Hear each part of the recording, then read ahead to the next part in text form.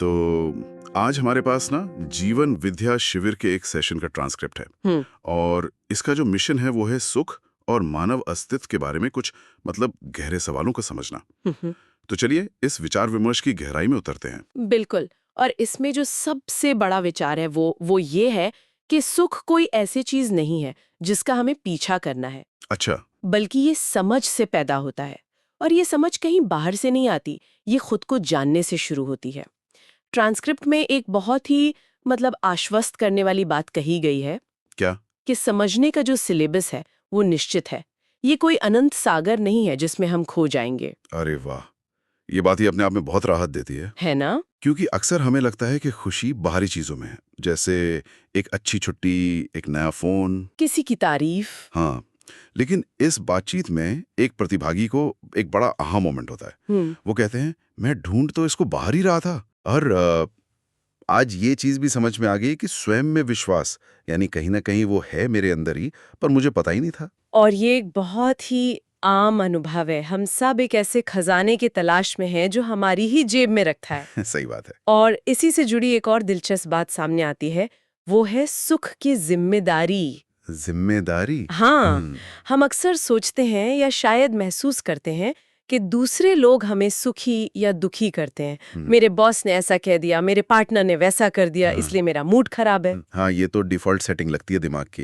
अपनी भावनाओं का रिमोट कंट्रोल दूसरों के हाथ में दे देना। बिल्कुल। लेकिन ट्रांसक्रिप्ट में साफ कहा गया है कि जिम्मेदारी हमारी है और हमारी समझ या समझ की कमी से ही हम दुखी होते हैं। ये एक बहुत बड़ा मानसिक बदलाव है। बहुत बड़ा। इसका मतलब है कि हम दूसरों पर आरोप लगाना बंद करके अपनी समझ पर काम करना शुरू कर सकते हैं। और जब हम खुद सुखी होते हैं, तभी तभी दूसरों के सुख में भी मदद कर पाते हैं। एक दुखी इंसान दूसरों को खुशी नहीं बांट सकता। कैसे बांटेगा? उसके पास है ही नहीं। इसी में पैसे और सुख को लेकर भी एक बहुत मजेदार उदाहरण है। हाँ, वो तो मेरा पसंदीदा कहा गया है कि जिसके पास जो होता है वो वही बांटता है। जी। ज्ञानी ज्ञान बांटता है, खुश इंसान खुशी। तो फिर सवाल उठता है कि पैसे वाला पैसा क्यों नहीं बांटता?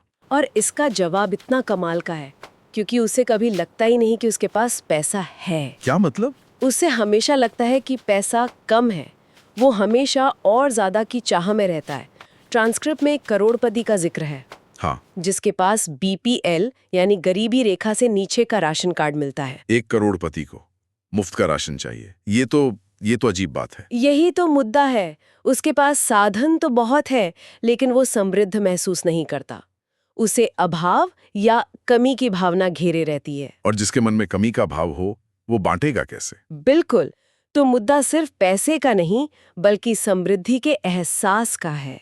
अगर ये बात सच है तो हमारी पूरी जिंदगी की खोज ही शायद गलत दिशा में चल रही है। हम सब बाहर चीजें इकट्ठा करने में लगे हैं, जबकि असली खजाना तो अंदर की समझ से आना है। बिल्कुल। और जब तक ये एहसास अंदर से नहीं आता, तब तक बाहर कितने भी साधन हो, वो कम ही लगते हैं। तो इसका एक त्वरित सारांश ये हुआ कि सुख बाहरी चीजों में नहीं, बल्कि स्वयं में विश्वास और सही समझ में है। और इसकी पूरी जिम्मेदारी हमारी अपनी है, किसी और की नहीं। एकदम सही। ठीक है, तो अगर सुख स्वयं को समझने से आता है, तो सवाल ये उठता है कि ये स्वयं है क्या? हम हैं कौन? मुझे लगता है बातचीत अब इसी दिशा में आगे बढ़ती है। हाँ, और इसके लिए ना एक बहुत ही सरल अभ्यास करने को कहा जाता है। सबको कहा जाता है कि आंखें बंद करें और बस अपने पर ध्यान देना है। और ये ध्यान देकर ये बताना है कि मुझ में क्या चल रहा है।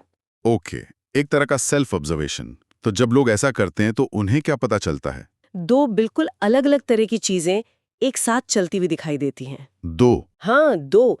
एक तरफ तो वो क्रियाएं हैं जो अपने आप हो रही हैं। हमारी सांस चल रही है, दिल धड़क रहा है, रात का खाना हजम हो रहा है, यहाँ तक कि हमारे बाल और नाखून भी बढ़ रहे हैं। इन पर हमारा कोई कंट्रोल नहीं है। ट्रांसक्रिप्ट में इन्हें शरीर की क्रियाएं कहा गया है। सही बात है, मैं अपनी सांस चला नहीं रहा, वो बस चल रही है। मैं अपने दिल को धड़कने का आदेश नहीं दे रहा। ये तो एक ऑटोमेटिक मशीन की तरह है जो अपना काम कर रही है। बिल्कुल। तो फिर दूसरी तरफ क्या चल रहा है? दूसरी तरफ है विचार। किसी के मन में बच्चों की चिंता चल रही है, कोई सोच रहा है कि ये सब बातें समझ कैसे आएंगी, किसी को भविष्य का डर लग रहा है, कोई अपने अतीत के बारे में सोच रहा है। अच्छा। ये सब कहाँ चल रहा है? इसे ट्रांसक्रिप्ट में मैं या जीवन कहा गया है। तो एक ही समय पर एक ही इंसान के अंदर दो अलग-अलग दुनिया चल रही हैं। हाँ, एक शरीर की जो अपने आप काम कर रही है और एक मैं की जो सोच और महसूस कर रही है। और ये दोनों एक दूसरे से कितनी अलग हैं। शरीर तो वर्तमान में है, लेकिन मन तो कहीं भी घूम सकता है, अतीत में, भविष्य में, कहीं भी। इसे समझाने के लिए पानी का एक बहुत ही सुंदर उदाहरण दिया गया है। पानी का? हाँ, पानी हाइड्रोजन और ऑक्सीजन गैस से बनता है। अब देखिए, हाइड्रोजन खुद बहुत ज्वलनशील है, यानी जलने वाली गैस है, और ऑक्सीजन जलने में मदद करती है। लेकिन जब ये दोनों एक खास अनुपात में मिलती हैं, तो क्या बनता है? पानी, जो आग बुझाता है। वाह, मतलब दो बिल्कुल अलग स्वभाव वाली चीजें मिलके एक बिल्कुल नया गुण बना रही हैं। बिल्कुल। ठीक वैसे ही मानव शरीर और जीवन का एक मिला-जुला रूप है। शरीर एक अलग वास्तविकता है और जीवन यानी मैं एक बिल्कुल अलग वास्तविकता है, और हम इन दोनों का सह अस्तित्व है। तो इस भाग का सारांश ये है कि मानव सिर्फ एक शरीर नहीं है, यह शरीर और मैं का सह अस्तित्व है। शरीर अपने आप क्रियाएं करता है, जबकि मैं विचार करता हूं और महसूस करता हूं। एकदम सही। खुद को समझने की यात्रा में ये पहचानना कि मैं और मेरा शरीर दो अलग-अलग चीजें हैं, ये पहला और सबसे जरूरी कदम है। तो हम सिर्फ एक चलता फिरता शरीर नहीं है, हम एक शरीर हैं और एक मैं है जो शरीर में रहता है और सोचता है। पर अगर ये दोनों इतने अलग हैं तो फिर इनके बीच और भी फर्क होंगे? बहुत अच्छा सवाल है, और ट्रांसक्रिप्ट इनके बीच के अंतरों को बहुत गहराई से समझाता है। 3 मुख्य अंतर बताए गए हैं। ओके, तो पहला क्या है? पहला अंतर जुड़ा है इनके समय के साथ रिश्ते से। शरीर जो है वो समय के साथ बदलता है, बनता है और एक दिन खत्म हो जाता है। मतलब ये नश्वर है? हाँ, ये नश्वर है। आज जैसा है कल वैसा नहीं होगा। इसकी शक्ति, जैसे दौड़ने की या खाना पचाने की, उम्र के साथ कम होती जाती है। ठीक है, और जीवन या मैं? वहीं जीवन अमर है। उसकी जो मूल शक्ति है, जैसे सोचने की, समझने की, कल्पना करने की, वो कभी खत्म नहीं होती। जैसा कि ट्रांसक्रिप्ट में कहा गया है, शरीर बूढ़ा हो जाता है, क्या विचार करने की क्षमता कम हो जाती है? नहीं होती। नहीं होती है। कोई व्यक्ति अस्पताल में हो सकता है, शरीर बहुत कमजोर हो, लेकिन उसके सोचने विचारने की शक्ति वैसी ही बनी रहती है। कई बार तो और ज्यादा तेज हो जाती है। बिल्कुल। ठीक है, तो एक नश्वर है, एक अमर, ये समझ आया। लेकिन रोजमर्रा की जिंदगी में इनका रिश्ता कैसा है? मतलब कौन किसको कंट्रोल करता है? ये दूसरा बड़ा अंतर है। ट्रांसक्रिप्ट में शरीर को एक साधन कहा गया है। साधन मतलब एक इंस्ट्रूमेंट या टूल? हाँ, बिल्कुल। और जीवन को साधक, यानी उस साधन का इस्तेमाल करने वाला। जैसे साइकिल एक साधन है और हम उसे चलाने वाले साधक हैं। अच्छा। साइकिल खुद तय नहीं करती कि उसे कहाँ जाना है, चलाने वाला तय करता है। वैसे ही शरीर बस एक साधन है जिसका इस्तेमाल मैं या जीवन करना सीखता है। जैसे हम चलना सीखते हैं, कार चलाना सीखते हैं, लिखना सीखते हैं, ये सब मैं शरीर से करना सीख रहा है। सही पकड़ा आपने। ओके, 2 अंतर हो गए। तीसरा क्या है? तीसरा अंतर थोड़ा गहरा है पर बहुत महत्वपूर्ण है। ये इस बात से जुड़ा है कि हम इन दोनों को जानते कैसे हैं। जानते कैसे हैं? हाँ, शरीर को हम अपनी इंद्रियों से जान सकते हैं, आंखों से देख सकते हैं, हाथ से छू सकते हैं, उसका वजन नाप सकते हैं, इसकी लंबाई चौड़ाई नाप सकते हैं। हाँ, इसीलिए इसे इंद्रिय गोचर कहा गया है, जो इंद्रियों से जाना जा सके। पर मैं अपने विचारों को तो नहीं तोल सकता या अपनी भावनाओं को इंच टेप से नहीं नाप सकता। यही बात है।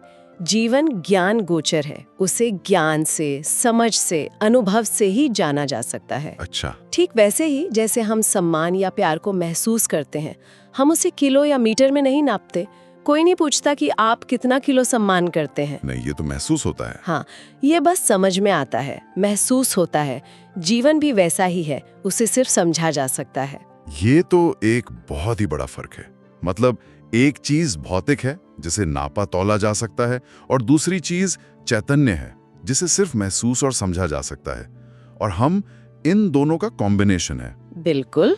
तो इस हिस्से का त्वरित सारांश ये है, शरीर नश्वर है, एक साधन है और इंद्रियों से जाना जा सकता है। वहीं जीवन अमर है, साधक है और उसे केवल ज्ञान और अनुभव से समझा जा सकता है। एकदम परफेक्ट। पर यहाँ एक सवाल खड़ा होता है। हम कहते तो हैं कि शरीर हमारा साधन है, पर जब शरीर बीमार होता है या बहुत थका होता है तो पूरा जीवन ही ठप पड़ जाता है। उस समय तो लगता है कि शरीर ही बॉस है। ये एक बहुत ही प्रैक्टिकल सवाल है और इसका जवाब हमें चौथे और सबसे महत्वपूर्ण हिस्से में मिलता है, जो क्या है? जो ये तय करता है कि असली बॉस कौन है, निर्णय कौन लेता है। हाँ, असली कंट्रोल किसके हाथ में है, शरीर के या जीवन के? इसका जवाब ना ट्रांसक्रिप्ट में बहुत ही दिलचस्प रोजमर्रा के उदाहरणों से दिया गया है। जैसे व्रत रखने का निर्णय कौन लेता है? शरीर की जरूरत तो भोजन है। शरीर तो भूख का सिग्नल भेजता है जी, वो खाना मांगता है, लेकिन जीवन है जो ये तय करता है कि नहीं, आज व्रत रखना है। बिल्कुल। हाँ। और शरीर को भोजन नहीं देना है। सही बात है। मेरा पेट तो खाने के लिए गुर्रा रहा होता है, लेकिन मैं ये निर्णय लेता हूँ कि नहीं खाना है। मतलब मैंने शरीर के सिग्नल को सुना पर माना नहीं। बिल्कुल। एक और बहुत मजेदार उदाहरण है फिल्म देखने का। ये तो हम सब ने कभी ना कभी अनुभव किया होगा। अच्छा। मान लीजिए आप फिल्म का क्लाइमैक्स देख रहे हैं, सस्पेंस एकदम चरम पर है। हाँ। कि कातिल कौन है। हाँ। और उसी समय आपको जोर से बाथरूम जाना है। शरीर तो एक बहुत स्पष्ट और जरूरी सिग्नल दे रहा है कि प्रेशर बन गया है। हाँ, ये तो होता है, बहुत मुश्किल घड़ी होती है वो। अब उस घड़ी में ये निर्णय कौन लेता है कि अभी 2 मिनट रुककर ये जानना ज्यादा जरूरी है कि कातिल कौन है या उठकर बाथरूम जाना ज्यादा जरूरी है? वो निर्णय तो मैं ही लेता हूँ। कैसे? शरीर को तो फिल्म से कोई लेना देना नहीं है। उसे क्या मतलब कि कातिल कौन है, वो तो बस अपना काम कर रहा है, सिग्नल भेज रहा है। एग्जैक्टली। ये साबित करता है कि निर्णय लेने वाला यानी असली नियंत्रक जीवन है। शरीर एक साधन की तरह काम करता है जो बस सूचनाएं और संकेत देता है, और जीवन उन संकेतों को सुनता है। हाँ, और फिर अपनी प्राथमिकता के आधार पर निर्णय लेता है। बिल्कुल सही। तो इसका मतलब है कि शरीर सिर्फ एक मैसेंजर है, एक सलाहकार है। हाँ, वो बताता है कि भूख लगी है, नींद आ रही है या आराम की जरूरत है। लेकिन उन संदेशों पर क्या करना है, ये फैसला हमेशा मैं यानी जीवन ही लेता है। एकदम। शरीर कहता है बैटरी लो है, और जीवन तय करता है कि अभी चार्जिंग पे लगाना है या 10 मिनट और काम चलाना है। आपने इसे एकदम सही पकड़ लिया। शरीर चालक नहीं, सिर्फ एक वाहन है, चालक तो जीवन ही है। वाह, ये तो पूरी तस्वीर ही बदल देता है। तो अगर हम इस पूरी चर्चा को एक साथ देखें, हाँ, तो हम ये कह रहे हैं कि सुख की खोज बाहर नहीं बल्कि स्वयं को समझने में है। और ये स्वयं कोई एक चीज नहीं बल्कि 2 चीजों का जोड़ है, एक नश्वर भौतिक शरीर जो एक साधन है, और एक अमर चैतन्य जीवन जो उस साधन का उपयोग करने वाला है। और सबसे बड़ी बात, ड्राइवर की सीट पर वो जीवन ही बैठा है, वही सारे निर्णय ले रहा है। बिल्कुल, यही इस पूरी बातचीत का सार है। और ये समझ हमारे जीवन को देखने का नजरिया पूरी तरह से बदल सकती है। तो इस चर्चा के अंत में हमारे श्रोताओं के लिए सोचने के लिए एक विचार छोड़ जाते हैं। जरूर।